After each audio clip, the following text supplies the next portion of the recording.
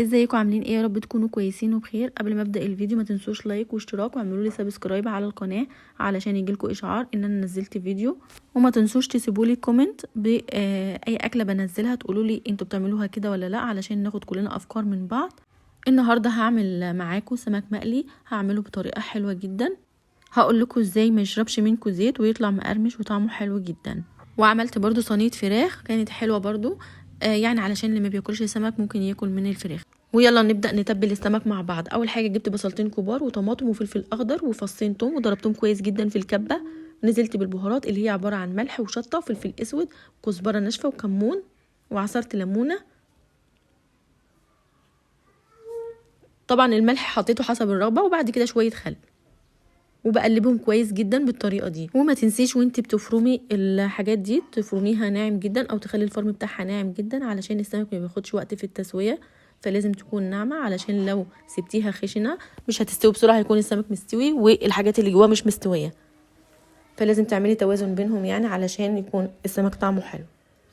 بعد كده انا بكون غسله السمك كويس جدا ومنضفاه وغسلاه بالملح والليمون والدقيق زي ما عودتكم ان احنا نغسل اي حاجه كده بالطريقه دي. بعد كده بقى هبدا احشيه من جوه، وطبعا بعد ما اخلص الكميه كلها يعني احشيها كده من جواها بحطها في الصينيه بمعلقتين من التتبيله دي، وافضل بقى ادعك في السمك كله علشان ياخد من نفس الطعم، وكل السمك يتشرب من التتبيله طعمها حلوه وريحتها خطيره.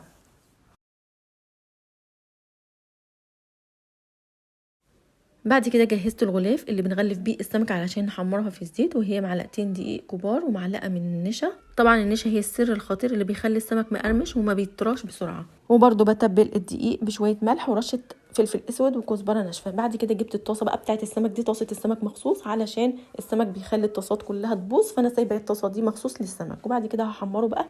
ما تنسوش تحطوا في زيت بتاع السمك نص ليمونه كده او شريحه ليمون، بتخلي السمك ما يطلعش دخان ويخلي الزيت ما يتحرقش بسرعه. بعد كده هعمل صينيه البطاطس او صينيه الفراخ بالبطاطس. جبت حله كده على النار وحطيت معلقه زيت، حطيت الفراخ بعد ما غسلتها كويس جدا بالدقيق والملح والليمون، حطيت عليها فلفل اسود وطماطم وبصل ورق لورا وحبهان، وسبتها تنشف كده من الميه. وبعد كده نزلت بالميه السخنه. هجيب بقى الصينيه بتاعتي هقطع فيها بطاطس كده بالطريقه دي شرايح، عايزه تقطعيها مكعبات مفيش مشكله، بس انا بفضل الشرايح عشان بتستوي بسرعه. وهتبل البطاطس بالفلفل الاسود والملح وكزبره ناشفه. هجيب بصله كبيره كده وهفرمها فرم ناعم جدا في الكبه. البصل بالطريقه دي بيدي طعم حلو قوي للبطاطس وللفراخ. وبعد كده هنزل بعصير الطماطم هحطها على البوتاجاز، وطبعا هزود ميه لغايه ما تستوي. واول ما تستوي بقى هتكون الفراخ اتسلقت عندي، هحطها كده على وش الصينيه وبعد كده ادخلها الفرن تاخد بس يا دوب الوش لان كل حاجه عندي مستويه. وبعد كده بقى غرفت الاكل وكان بالشكل ده. كانت الفراخ مستويه جدا حلوه وطعمها حلو قوي بالبصل. وبس كده يكون فيديو النهارده خلص. يا رب يكون عجبكم. ما تنسوش تسيبوا لي لايك وسبسكرايب علشان يوصلكم مني كل جديد، ويا رب تكونوا استفدتوا من فيديو النهارده. والسلام عليكم ورحمه الله.